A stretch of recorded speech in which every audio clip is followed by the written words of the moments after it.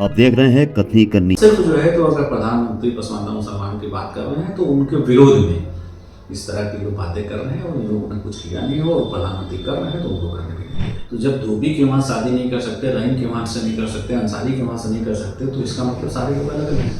क्योंकि अब इनको पता है कि इनकी दुकानें बंद होने वाली है, पसमानदा मुसलमान इतिहास से निकल चुका है। हम सत्ता में हिस्सेदारी जहाँ भी मिलेगी, जिस पार्टी को, भारतीय जनता पार्टी अगर हमें सत्ता में हिस्सेदारी देगी तो हम उसका विस्फोट करने के लिए तैयार हैं। क्योंकि कथनी करनी यूट्यूब चैनल पर आज हम इंटरव्यू करने जा रहे हैं एक ऐसे शख्स का जो बीते 2 दशकों से लगातार मुस्लिम पसमानदा समाज की आवाज़ बुलंद करते आए हैं।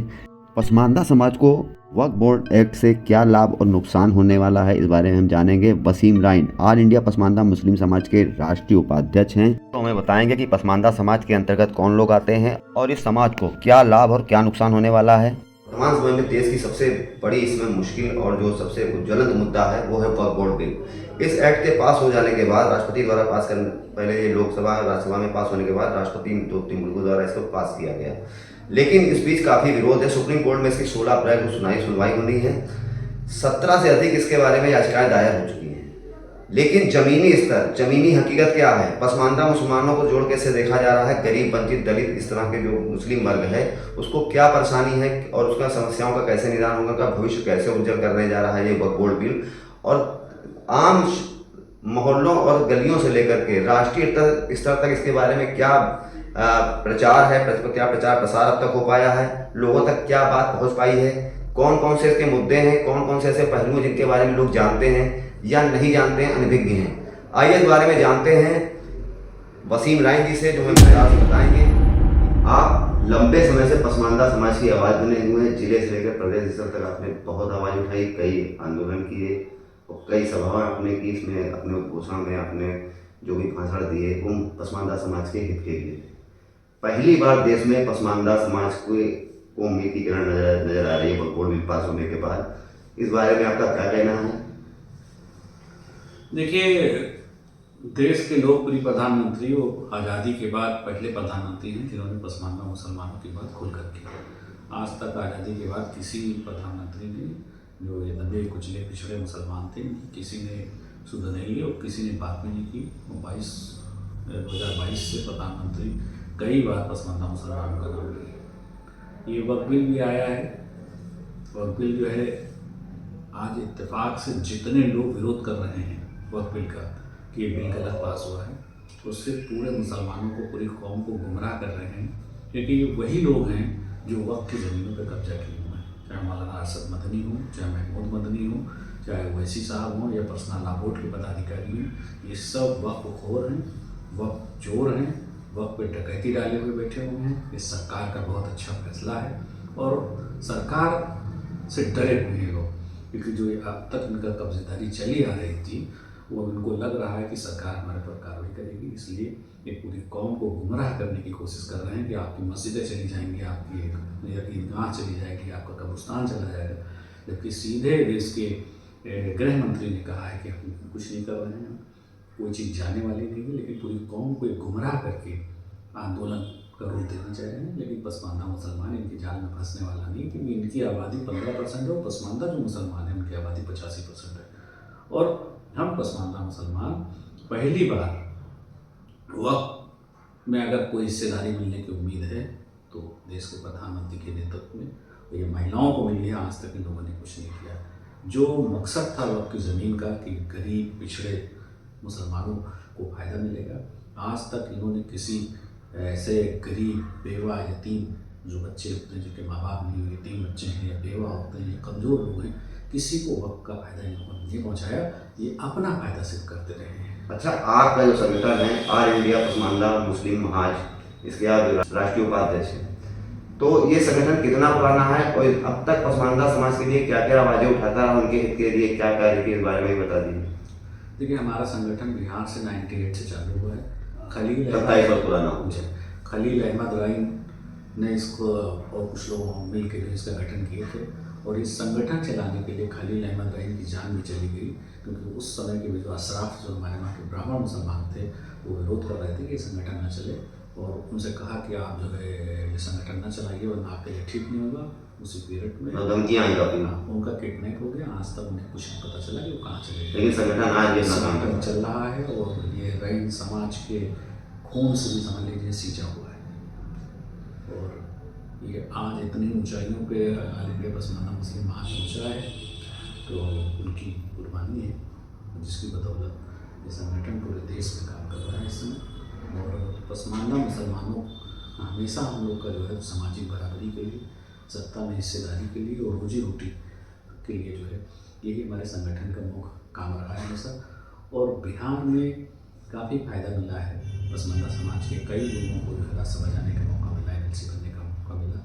लेकिन उत्तर प्रदेश से अभी तक यहाँ जो पसमानदा मुसलमानों को वोट लेने वाले, अपने आप को सेकुलर कहने वाले थे, समाजवादी पार्टी की आप बात करेंगे तो आज तक किसी पसमानदा मुसलमान को राज्यसभा जाने का मौका नहीं दिया गया। कांग्रेस को कह लीजिए तो कांग्रेस ने 10 अगस्त 1950 को आर्टिकल 341 पे धार्मिक पाबंदी लगाई।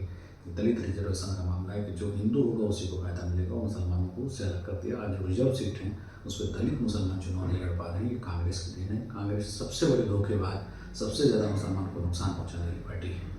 वक्फ बोर्ड बिल पास हो गया है, इसके बाद अब पसमानदाओं के लिए इसमें क्या नीतिकरण है, क्या लाभ नजर आ रहे हैं, कैसे उनका हित हो पाएगा, कैसे वो आगे तरक्की कर सकेंगे इसके माध्यम से?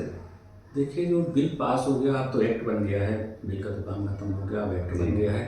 और एक्ट बनने के बाद जो हमारी सरकार से मांग है कि जो ये हमारे वहाँ के डाकू मौलाना अरशद मदनी, महमूद मदनी, ओवैसी या और जो भी पर्सनल लॉ बोर्ड के पदाधिकारी जो आज विरोध कर रहे हैं, यही सब असली कब्जेदार हैं। मौलाना अरशद मदनी का दिल्ली में जो ऑफिस बना, कई 100 करोड़ रुपए की जगह पे ऑफिस बना हुआ है। ऐसे लोगों से ज़मीन खाली कर पसमानदा मुसलमानों को जो उम्मीद है कि हमें मिलेगी, उन लोगों को जो गरीब मुस्तहक हैं, जो ज़रूरतमंद हैं, उनको इनसे खाली करा के ज़मीन दी जाए ताकि पसमानदा समाज की तरक्की के रास्ते खुल चुके हैं। बिल्कुल पूरी प्रधानमंत्री से हम लोग को उम्मीद है, और ये जो बिल लाए हैं तो इससे पूरी उम्मीद की किरण है कि ये जो डाकू बैठे हुए थे इनसे खाली कराकर जो ज़रूरतमंद वाकई मुसलमान हैं, पसमानदा मुसलमान, वही पिछड़े हैं, गरीब में हैं, या बेवा औरतें हैं, यतीम बच्चे हैं, जो ज़रूरतमंद हैं, उन लोगों को ये ज़मीनें मिले ताकि जो सामाजिक बराबरी हम लोग के बराबर हो। देश की तरक्की तभी हो पाएगी जब सभी लोग उसके साथ खड़े होंगे। भाजपा 20 तारीख से इसका जागरूकता अभियान चलाने जा रही है। जो भ्रांति फैली है, जो अफवाहें हैं, जो कुचक रचा गया है कि कैसे लोगों को भड़काया जाए, आंदोलन किए जाए, इस तरह से वो नौबत ना आए, उसके लिए 20 तारीख से अभियान चला, प्रत्येक आम जन भी जान सके कि बिल में क्या है। तो मतलब जैसे बहुत लोग न्यूज़ नहीं पढ़ पाते हैं, समाचार तक नहीं पहुँच पाते हैं, तो उन तक के लिए इसके बारे में आप क्या इसमें भूमिका निभाना चाहते हैं? देखिए, सरकार को ये जो हमारे वहाँ के डाकू कब्जा किए हुए, इनके नाम के साथ में कितनी प्रॉपर्टी कब्जा की है, ये जो है लिस्ट जो है सार्वजनिक कर देनी चाहिए कि इतनी ज़मीनों पे मौलाना अरशद मदनी का कब्जा है, इतनी ज़मीनों पे ओवैसी का कब्जा है, ना महमूद मदनी, ताकि जो आम मुसलमान है जिससे कोई लेना देना नहीं, उसको कोई लाभ नहीं पहुँचा, उसको पता चल जाए कि जो हमारे डाकू हैं हमको कहाँ ले जा रहे हैं। क्योंकि अब इनको पता है कि इनकी दुकानें बंद होने वाली है, पसमानदा मुसलमान इनके हाथ से निकल चुका है, क्योंकि वो देश के प्रधानमंत्री की तरफ बड़ी निगाहों से देख रहा है कि हमारी तरक्की आज तक नहीं, आज़ादी के बाद से हमें दलित से बदतर जो होना है कांग्रेस ने। तो एक उम्मीद है देश के प्रधानमंत्री से कि प्रधानमंत्री हमारी बात कर रहे हैं, हमारे लिए सोच रहे हैं, उनका शुक्रिया है, क्योंकि आज तक आज़ादी के बाद किसी प्रधानमंत्री ने पसमानदा मुसलमानों की खुल के बात नहीं की थी, और प्रधानमंत्री ने की थी, तो उनका शुक्रिया है। आपका संगठन एनडीए के साथ रहता है या इंडिया गठबंधन के साथ है, कि किस भूमिका में रहता है, जो जिस तरह से क्षेत्र में काम करता है, क्या विचारधारा को लेकर के चलते हैं आप लोग? देखिए, हमारा संगठन राजनीतिक संगठन नहीं है, हमारा संगठन गैर राजनीतिक संगठन है, सामाजिक संगठन है। हम सत्ता में हिस्सेदारी जहाँ भी मिलेगी, जिस पार्टी को, भारतीय जनता पार्टी अगर हमें सत्ता में हिस्सेदारी देगी तो हम उसका सपोर्ट करने के लिए तैयार हैं, क्योंकि हम उपेक्षित समाज हैं। हम लोग आज़ादी के बाद से सिर्फ उपेक्षित रहे हैं, हमारा सिर्फ इस्तेमाल हुआ है ऐसे वोट बैंक की तरह, हमें मिला कुछ नहीं है। हिस्सेदारी के नाम पर जीरो रखा गया, चाहे टिकट हो, टिकट बंटवारा हो, चाहे सत्ता में हो या संगठनों में, राजनीतिक पार्टियों के, हर जगह मेरा वही हाल रहा है। तो इसलिए भाजपा ने एक कदम आगे बढ़ाया, अपने संगठन में पसमानदा मुसलमानों को राष्ट्रीय संगठन में जगह दी और आयोगों में भी जगह दी, मंत्री भी बनाया। एक उम्मीद प्रधानमंत्री जी से हम लोग को दिख रही है कि अगर जिस तरह वो कर रहे हैं, अगर प्रधानमंत्री जी हम लोग को हिस्सेदारी देंगे तो भारतीय जनता पार्टी को भी वोट करने, क्योंकि मुसलमानों ने, पसमानदा मुसलमानों ने कभी मुसलमान को वोट नहीं किया है। उन्होंने हमेशा उनके सेकुलर वाले जाल में फंस वोट किया है कि हम सेकुलर हैं, हमारे साथ है।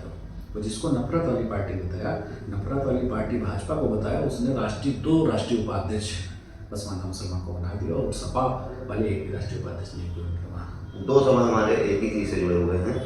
पहला ये कि आपके संगठन कितना विस्तार कर चुका है, कितने प्रदेशों में है और कितने लोग जुड़ चुके हैं अब तक, लगभग में आंकड़ा बताइएगा। और दूसरा एक सवाल और कि क्या विचारधारा बता करके लोगों को आपसे जुड़ते हैं, क्यों प्रभावित हो रहे हैं आपका संगठन, इसके बारे में। देखिए हमारा संगठन 8 प्रांतों में काम कर रहा है इस समय। और देखिए हम वही बार बार कह रहे हैं कि जैसे पसमानदा मुसलमान कमज़ोर है, हम सामाजिक बराबरी की बात करते हैं कि अगर जिसे आप देखते हैं कि सारे मुसलमान जो हमारे वहाँ का अशराफ तबका है, मुसलमानों का 15% जिनकी आबादी है, वो हमेशा एक बात कहते हैं सारे मुसलमान एक है, मुसलमानों में कोई भेदभाव नहीं। लेकिन कोई हमारे वहाँ का जो ब्राह्मण की रोई हमारे यहाँ खान है, कोई धोबी मुसलमान के वहाँ से शादी करके दिखावे तब हम समझेंगे सब एक है। तब तो वो कहते हैं कि नहीं, वो धोबी के वहाँ से हम शादी नहीं कर सकते हैं। तो जब धोबी के वहाँ शादी नहीं कर सकते, रहीम के वहाँ से नहीं कर सकते, अंसारी के वहाँ से नहीं कर सकते, तो इसका मतलब सारे लोग अलग अलग हैं। तो एकता की तो बात झूठ फैलाया जा रहा है। वो अपना खुद उन लोगों ने फिरके बनाए कि देवबंदी, बरेलवी, फलाडमा और सबके जो है सरबराह वही हैं अशराफ मुसलमान जिनकी आबादी 15% है। मज़ार को मानने वाले मुरीदीन पसमानदा हैं, लेकिन मज़ार का जो गद्दी नशीन है वो अशराफ 15% है। तो जो हमारे वहाँ के ब्राह्मण अशराफ मुसलमान हैं, ये एक जाल जो बनाए हुए थे उसमें सबको फंसाए हुए थे। मैं मुबारकबाद देता हूँ देश के प्रधानमंत्री को जिन्होंने उस जाल से पसमानदा मुसलमान को बाहर निकाला। इंडिया गठबंधन जो है, इसका काम वर्तमान में जैसे हिंदुओं की जाति गणना की बात कहते हैं, मुस्लिमों की जाति गणना की बात क्यों नहीं कहते, इस बारे में क्या कहना है आपका। देखिए जितनी जगह जाति जनगणना हुई है बिहार में, अगर आप जाति जनगणना हो जाए तो ये पसमानदा का जो मुद्दा उठा है 85% पसमानदा है, तो ये सामने आ जाएगा। तो जो वंचित हैं बिहार में देखिए अभी हुआ है, बिहार का जो डाटा आया कि 73% जो है तो पसमानदा मुसलमान है, लेकिन वहाँ कुछ हुआ नहीं।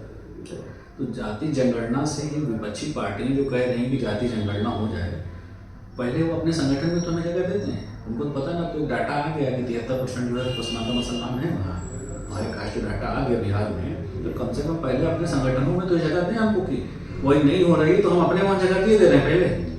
ये सिर्फ धोखा है।